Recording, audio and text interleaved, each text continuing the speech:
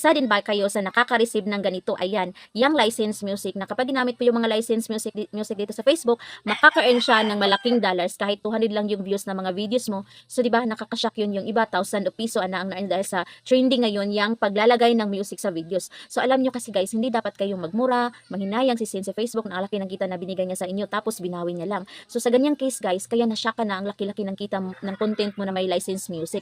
Pero biglang nagbabaan dahil yan ang kita mo sa content mo na yan na may music is hindi lahat mapupunta sa iyo. Ang iba diyang porsyento mapupunta sa owner na music na ginagamit mo. Dahil nga guys, business is business. Ginagamit mo yung music na hindi sa iyo tapos yung content ay sa iyo. So malamang hindi lahat talaga is mapupunta sa iyo dahil hindi mo nga yun own yung music. So paulit-ulitin tayo. Salamat na lang sana kayo na nabigyan kayo ni Mamita na gamitin ang license music na yan. Yung iba nga hindi pa nabigyan ng ganyan. At saka naka-earn naman kayo kahit papaano. So 'di ba? Mas malaki pa kaysa normal na content mo na walang music. So sa mga nakaka-experience ng ganito, huwag kayong manghinayang na hindi buo ang nakuha niyong pasahod dahil sa music na nagamit